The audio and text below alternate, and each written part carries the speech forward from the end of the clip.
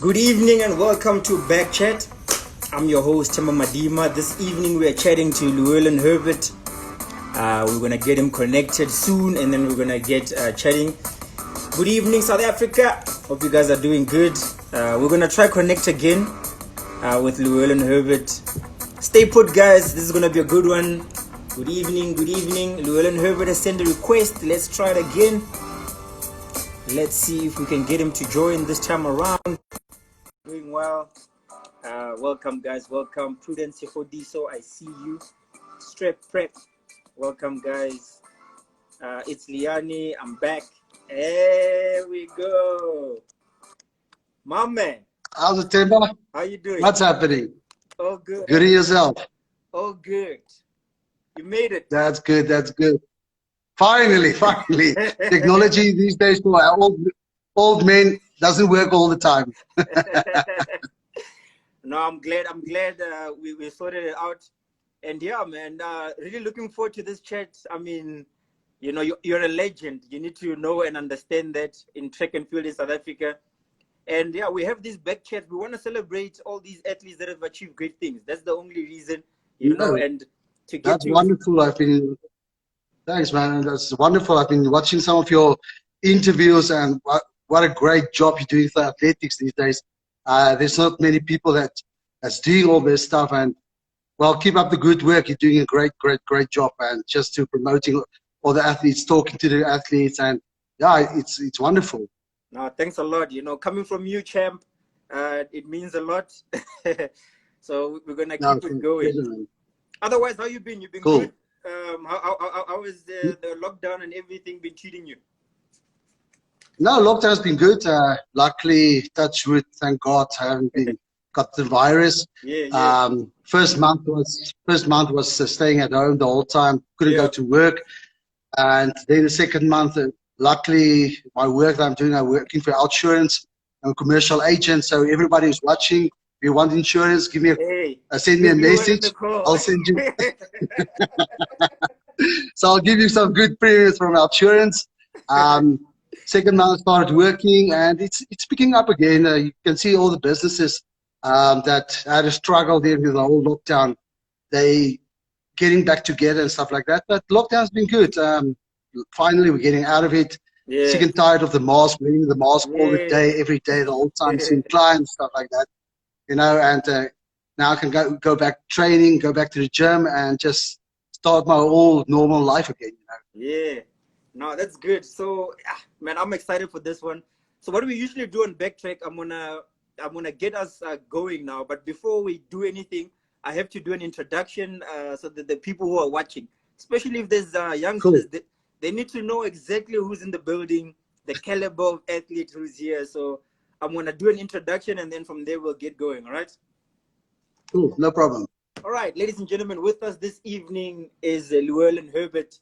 Listen up. You need to listen carefully. This is a big athlete here with us this evening. He is the Olympic Games 400-meter hurdles bronze medalist, World Championships 400-meter hurdles silver medalist, World Under-20 Championships 400-meter hurdles silver medalist, 2 times African Championships 400-meter hurdles gold medalist, World University Games 400-meter hurdles gold medalist, 7 times SA 400-meter hurdles champion, 2 times SA 110-meter hurdles champion, former SA 400-meter hurdles record holder, as well as the first athlete in SA to go sub 48. Ladies and gentlemen, Llewelyn Herbert.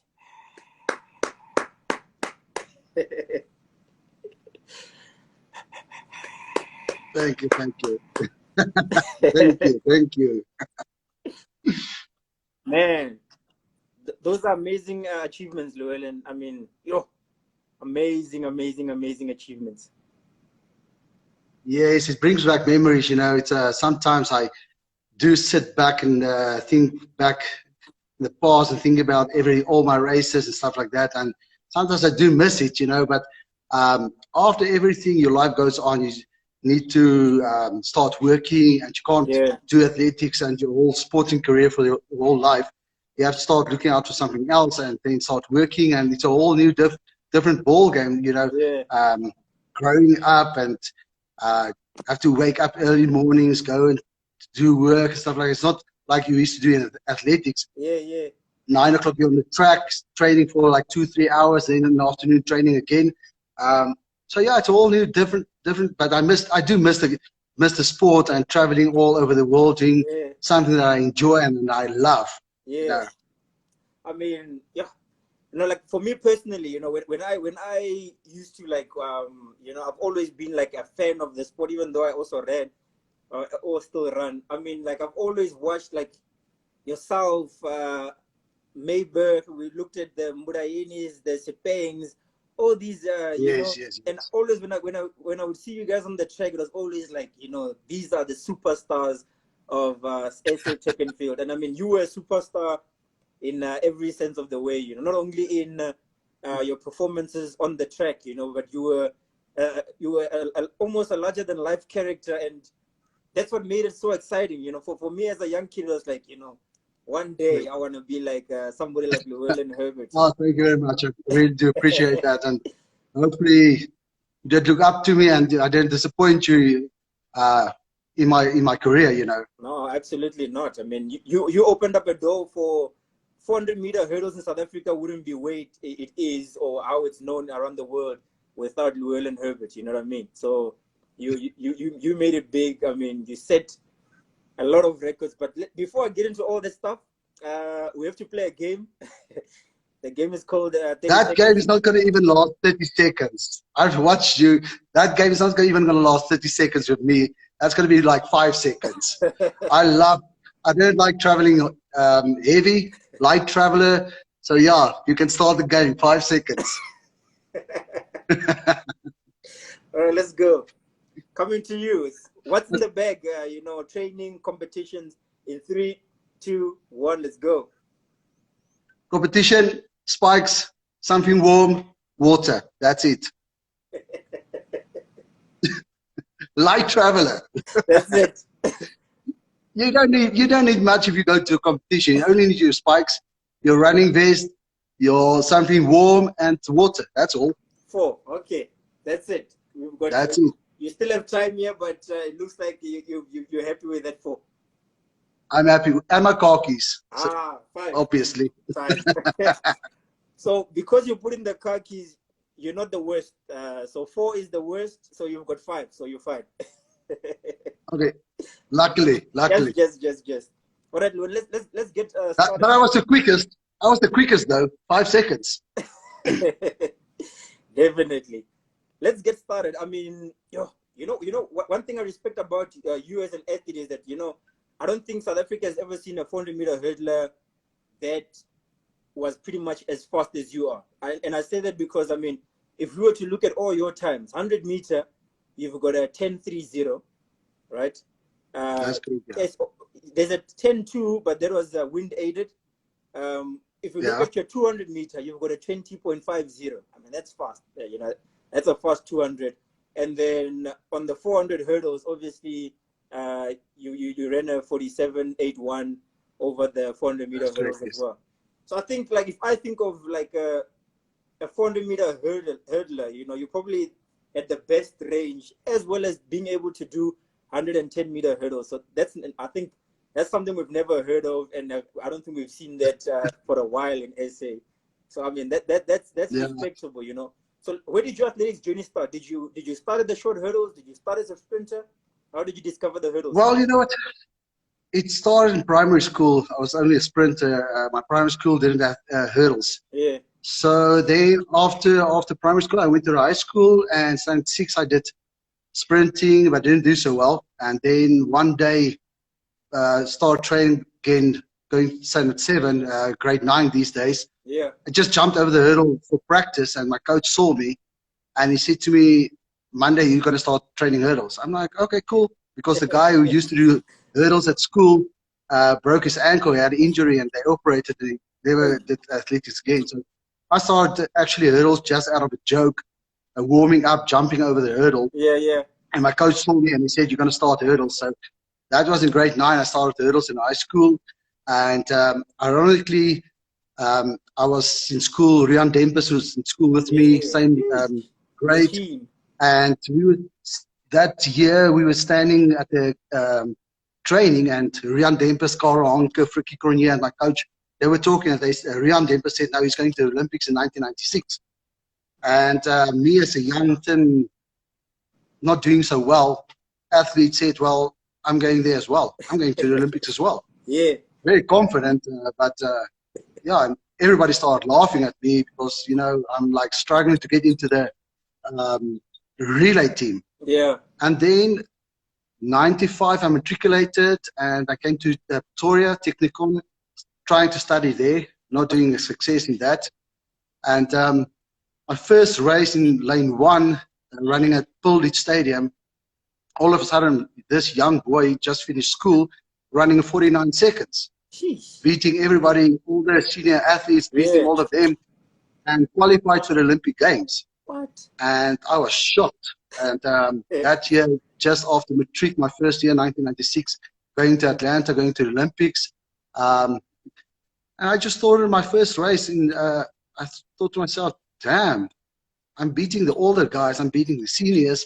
And then going to the SA Championships, juniors, winning medal there, 110-meter hurdles, juniors, and also, no, I didn't do can't remember that anyway, it's too far ago. And I'm getting older, forgetting some stuff. And I'm getting great. So yeah, and running 400 hurdles, winning there, went to the SA seniors, out of a joke, doing 110-meter hurdles, winning SA seniors, my first year. And it all started there, and I just thought to myself, you know what, this can be a career. I'm good in this, something I love, and I can see the whole world traveling and competing all over the world. Going to the Olympics 1996, didn't do so well because, you know what, McDonald's and everything is for free. And as I walk out of my room, there was a Coke machine, and I just put in a note, and Coke is popping out. So I'm drinking, eating McDonald's and all that stuff, gaining weight. And that was a learning for me, a learning experience for me. And then after that, World Juniors, came second to the World Juniors. And then I started focusing and really planning what I want to do in the future with my athletics career and where I want to go. And 1997, I broke the SA record for the first time. Dries Foster had the SA record. Went to, I think I did it in Polokwane, Petersburg that time. And then after that, I went to Europe. And all of a sudden, that was 1997 World Championships in Athens. Before that, I went to Stuttgart and ran a race there. And I was like 48 something. And I called my manager here in South Africa. I said, you know what? I'm going to run 47 seconds soon. I'm going to run 40. I could just feel it. Yeah. It's like 48. It was 48:01 or something like that. And I said, I'm going to run 47 seconds soon. And I think the next race, 47 just came easily to me. And yeah, it was just from there on, World Champs, 97, silver medal. And unfortunately, I haven't done any Commonwealth Games. Yeah. My whole athletics career, I didn't do any Commonwealth Games because injuries. Maybe of an injury or something like that. In 1998, I had a sinus operation. I couldn't compete and I was sick and stuff like that. So every Commonwealth Games I didn't, there was some problem. And yeah, that was my career, athletics. And in 2008, I decided to retire. I got an injury, fell and tore the ligaments in my right knee. Yeah. And it took so long to recover, and I just decided. And then all the politics came into the sport. Yeah. And I didn't feel like, you know, sport and politics doesn't match. It's not together. So I, you know, I'm retiring and stuff like that, and that's it. I had a good innings, and I enjoyed it. I mean, it's a fantastic journey. Like, I like how you give an amazing wrap up of an amazing career. But you know, there's so many moments in between there that I've got so many questions on. But before we get into that, I see Peter Kukamur. I'm sure you know him. He says, Lou, you're Easter. Yes. Peter. Peter, welcome to some of the athletes that are here. Cheswell Johnson, Lucia Fenter says, and he gives back to the sport. Thanks and big up. That's Kutia Fenter saying that to you. See, there's a lot of love here as well. You know, let me read some of these messages. Kutia Fenter also saying, "We'll always remember Llewelyn running one of SA's best, one of the best we SA had." You know, and what else? There's some more. I see Coach Johan Buerta is also here. Johan Buerta, I'm sure you know him as well. Yes, we shared a room. Actually, 1996 Olympics Atlanta, me and him shared a room in Atlanta. So yeah, he knows exactly what I'm talking about the McDonald's and also the Coke machine outside our room. Erwin Smitty is in here. Welcome, guys. JP Duplessis is also here. Cornel Fredericks, you know, some of the athletes that will look up to you, that you'll know as well, you know. He's here as well. Kicks the high jumper. I'm not gonna get to everybody. Nicole Lowe, welcome, guys. Thanks for joining in. Yeah, I think they want to hear what we're gonna be chatting about, and it's good, you know. Like, I think it's so important, Llewelyn, that you know the stories and the things that you've experienced and the lessons you've learned, and you know, I mean, you've performed at the highest level. Olympics, you've got a bronze. World champions, you've got a silver. Africa champs, you've broken the SA record 7 times. You've broken the SA record 7 times. Like, you know about breaking records. And you also broke the junior African record once as well. So that's correct, yeah. Yes. That's 8 records in your career. Can you talk about it? Like, the feeling of breaking the SA record. Was this something that you've always wanted in your life, or did it just happen, you know? Yeah, you know what? That's always some of your goals in life or in athletics. I mean, you can't start doing something if you don't have goals, and you don't want to set records for yourself and also something like that, you know. And I remember 1996 when I started, I said, well, I want to break the South African record, and I looked at the record and it was, I think, 48-46 or something like that. I can't even remember. And then I said, 1997, I'm going to break it. I went to Petersburg.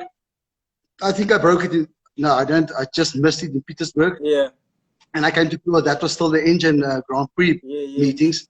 And I came to Pretoria, my hometown at Pretoria at that time. Yeah. And running a Poldage. And I broke the South African records. I think I did it in 48:35 or something like that. Yeah. But and also then breaking the South African junior record, smashing it that time. Yeah. And you know what? Breaking a record is just such an amazing feeling. Can't explain to somebody else. Yeah. Now you have to be there, but it's a feeling in your heart that you accomplished something that you were working for, and now all of a sudden, you know what? You've been working. I mean, I said it the other night on one of your chats with. I said it's a lonely sport. Yeah. And you're all alone on a track, and during December holidays, everybody's on holiday and going to the sea, having vacations, and you're the only one who's on the track training and stuff like that. And then when you break a record and you accomplish something, or winning a medal at the Olympic Games, or world champ medal, or going to the Olympics or whatever, so it's just an amazing feeling. And then you know what? It was all worth working so hard and lying next to the track, feeling the lactic acid and stuff like that, you know. And it's just something you can't explain to anybody, but the pain that you went through, you know what, it's worth it. Absolutely. I mean, the pain of athletics, you know, athletics is a hard sport, Llewelyn. It's a tough, absolutely. It's a tough sport. I mean, it's almost day-to-day war. And, you know, I want to ask this question because I think sometimes people don't realize, you know, how much it takes or how much it took for you to be at the level of performance where you were, you know, in the world and everything. How much of your life did athletics consume? Just to like try give it a breakdown. I mean, I know it's a lot, but just try explain it. You know, like I said, I started in primary school, if you can add primary school as well. And every day, my mom drove me to the school to train and stuff like that. And then high school training every day for maybe 1.5 hours and stuff like that. And then after school, when I did start going professional, Yeah. then it's like twice a day, 2 hours, 2.5 hours, going to gym in the morning on Monday, Wednesday, and Fridays, going to the gym in the morning, and even training on Saturdays. And you know what? You rather lie in bed on a Saturday, sleep late, but 9 o'clock you have to be on the track, training and stuff like that. And during the winter, I mean, Yes. winter months, it's not nice. Luckily for us, thank God for that. Like winter in South Africa, I missed for 12 years. Yeah. My whole career, I missed the winter in South Africa. Going to Europe, compete there, and but when I retired, I actually said to myself, "Damn, I should not have retired. This winter in South Africa is not good for you." But you know what? You put in so much hours and um, of your life and your body into the Yeah. athletics. I mean, you get injuries, you get disappointments and stuff like that. But it's hours and hours and hours, maybe years Yeah. of your life that you put into athletics, into your sport. Absolutely. I see here Strep Prep is asking a question. It says, what is the wear on your body as a pro track athlete compared to impact sport? You know, like rugby players, when they retire, we all know their knees are bust, they've got bad backs, feet, Mm. everything. Being a professional athlete, do you think can you compare it to that at all? Yeah, definitely. You know what? I can feel the pain getting older and stuff like that. Actually, this morning I spoke to a car watch actually, Yeah. and I got out of my car and I just felt my knee. Yeah. And he asked me, "Are you all right? Are you all right? What's wrong?" I said, "No, no, it's just my knee." And he started asking me questions like, "Did you do sports? That you got these injuries and stuff like that?" I said, "Yeah, I did do sports." Because of all the injuries, or all the years of Yeah. training, and especially hurdles, going over the hurdle and Yeah. landing hard over the hurdle. I Yeah. mean, that does impact on your knees and your ankles and stuff like that, and back and so on. Luckily, I wouldn't say I haven't had any injuries or pains after my athletics career. I do have pains like my knee, my ankles, and stuff like that, and sometimes my back. But it's not major injuries that I need to go for an operation and Yeah. fix that. Maybe in a couple of years when I'm older, yeah, maybe then. Hopefully No. not. Well, actually, the other day, and this is a funny story. Me and my girlfriend and the daughter went for a jog, and I said to them, "You know what? We should start jogging because I can feel I'm getting lazy and stuff like that." And we were like maybe 800 meters, and I got a cramp in my calf. I couldn't even walk probably. And then the next day I went jogging on my own, and my left calf got a cramp. And I just said to myself, I'm done. I'm over this. I can't even jog anymore. I'm getting old and fat and all that nonsense.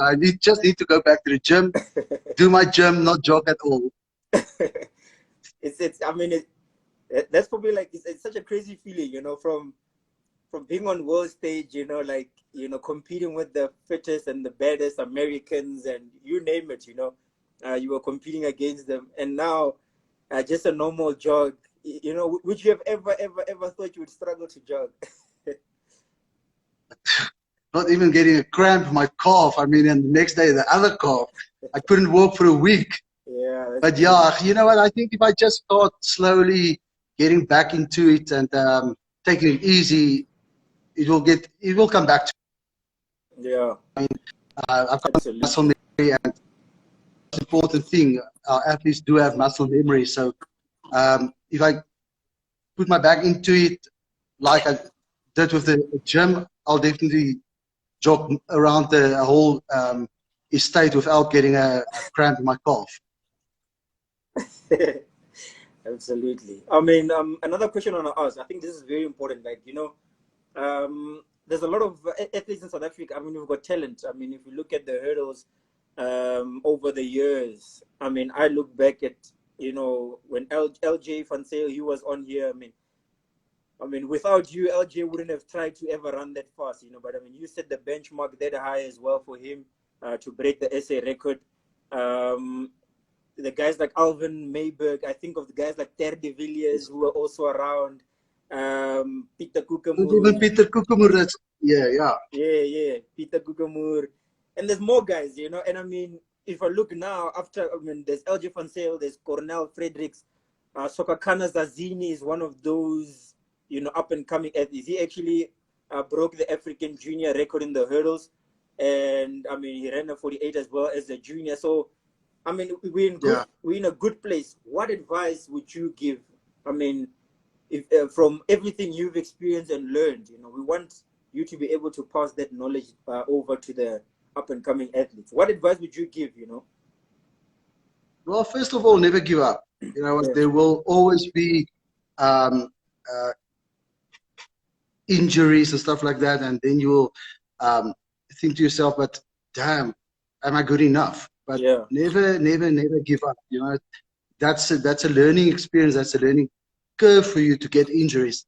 All sportsmen do get injuries. And it makes you a better sportsman if you stand up and just show that you are better than this injury. Because every injury is something that needed to happen, and that's something is wrong in your body that you have to fix. And learn from your injuries and come back stronger. Never give up, but always and I always say that remember where your talent comes from. I mean, it's a God-given talent, and always be humble to everybody. And your talent can be taken away anytime. So always thank God for your talent, and after every race, pray for God. Just thank Him for what He gave you. Amen. I like that. I mean, that's powerful stuff right there. And absolutely. And I mean, you know, when you talk about God-given talent, it's like, it's exactly that. You know, I think you can't write a better story of how what talent you would have wanted, or how fast, or what you wanted to do. I mean, this was something that you were born to do, and you were born to break records and be a world-renowned athlete and so on. You know, and I think what you're saying is exactly that. And I mean, we've got that talent, and I think we just need more South Africans to believe that they can achieve and do big things, you know? Yeah, no, definitely. I mean, you have to believe in yourself, and always remember where your talent comes from. I'm going to take some questions here, or it's a statement. Peter Kukamur says, during our engine and EPSA meeting, when Lou walked on the track, he was one of the very few athletes that drew crowds onto the track. That vibe made his competitors run better to be like him. I mean, I said it. I said you were a superstar. Like, I mean, we've had a lot of athletes in South Africa who have won medals at championships, you know, the likes of Mburayeni, Sepeng, and a lot of other greats. But I mean, I think you were like the first superstar. Because exactly what Peter Kukamura was saying is that you had that energy.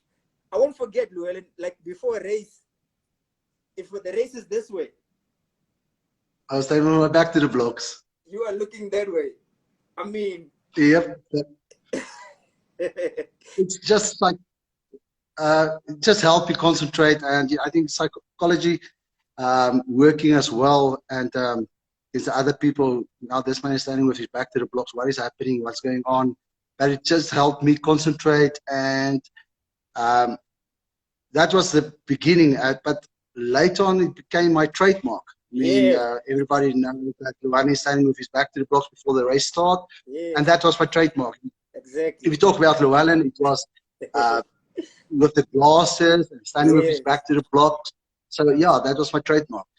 Absolutely. I mean, won't forget those things. I mean, there's another question over here. I don't know if I'll get it.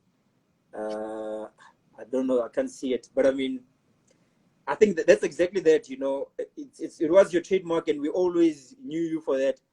I want to ask this question because I think this question is, especially you speak a lot about mentality and your way of using your mind, you know, to unlock. What would you say was like one of your biggest motivation? What is that thing that, I mean, you were at 96 Olympics all the way until 2008 where you decided, you know what, I'm done. That's a very long Yeah. time. You know, that's a very, very long time. What was your motivation? What kept you so hungry, and what kept you wanting to be the best in the world and to break records and to keep coming back and to run that long? I was never happy with what I achieved. No. Let's rephrase it. I was always, I appreciate what I achieved, but I was not happy with, I wanted to be the best. Yes, I always want to be the best, better than the next race. yeah, Better than this, better than this.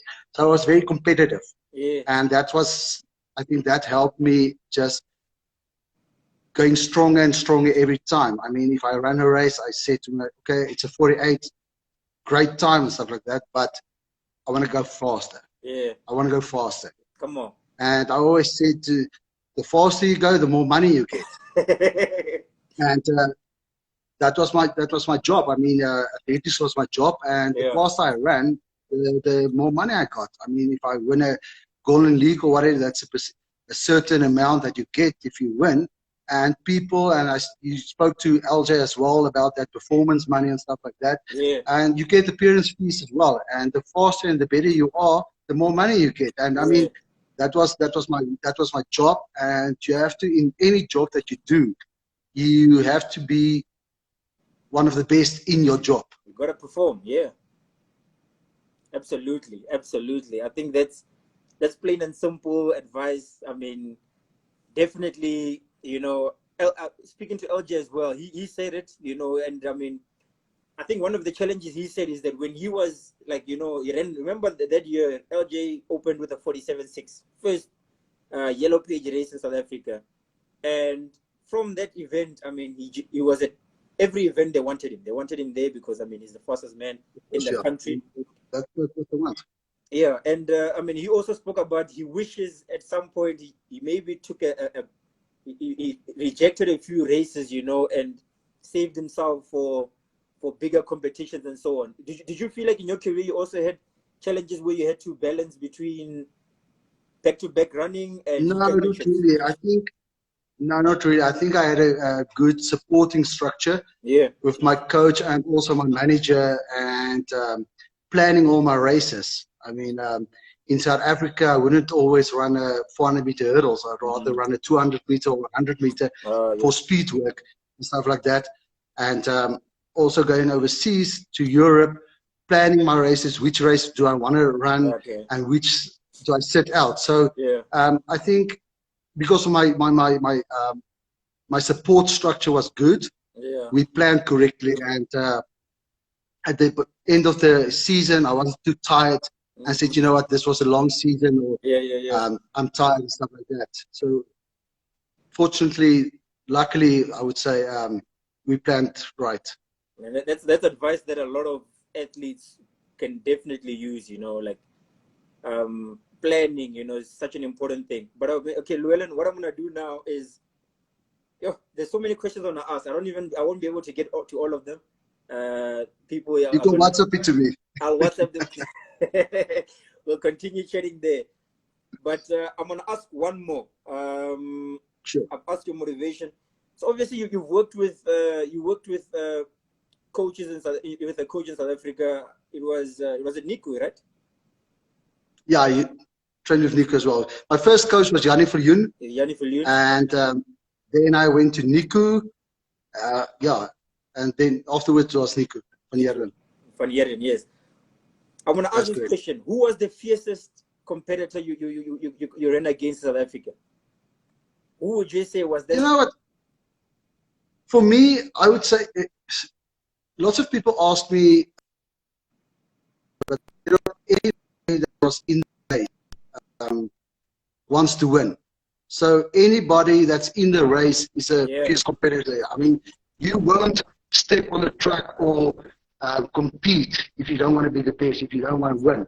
So if somebody tells me he's just on the track or competing just to be there and filling spaces, he's talking nonsense. So he must just rather just stop and not compete anymore.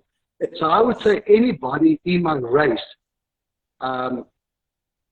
is a competitor and he wants to be the best. I mean, there was obvious, there was some people like LJ and Oliver Mayberg and people that, you know, watch out for them. They can win the race today or something if you make a mistake or something like that. But you know what? Anything can happen in any race. I mean, the best guy can lose the race, and the worst guy, the guy with the worst time, can actually win the race. So anybody that steps on the track must go out, do his best, and try and win the race. Doesn't matter what name is in the field or on the track and competing against you. You must go out and win. I mean, you must just fight for your place and the guy who wins the race must know that 8 or 7 other guys could have taken the first place. Absolutely. All right, Llewelyn, with that, I think we're going to wrap it up for this evening. You know, from my side and from Backtrack side, you know, just wanna thank you for what you've done for South African athletics. You know, what you achieved when you carried the South African flag, when you broke records, when you entertained crowds. You know, it made South Africa happy. You need to understand that each and every single moment where you were living your purpose on the track and running as fast as you could, it really made it changes South Africa. It changes our mindset. It changes our belief, you know, in ourselves as a country. So yeah, thanks for I wish you were around during Backtrack times. You know, we'd have more races of you to show these youngsters. But yeah, there are obviously there's a lot of those international races that people can see as well. But yeah, thanks for everything you've done, and yeah, really appreciate it. Thank you. Thanks for inviting me. It was fun. You're well. All right, thanks a lot. All right, ladies and gentlemen, that is Llewelyn Herbert, the champ, was with us this evening. Thanks for watching, guys. Thanks for supporting. We'll be back again on Thursday, so make sure to tune in. We've got a youngster, up-and-coming young athlete. She goes by the name of Kami Prinsloo. So she'll be with us. So thanks for watching, guys. We appreciate it. We're going to keep these conversations going because they are important for South Africa. This is Backtrack. I'm your host, Tema Madima, and thanks for watching BackChat. Take care. Good night.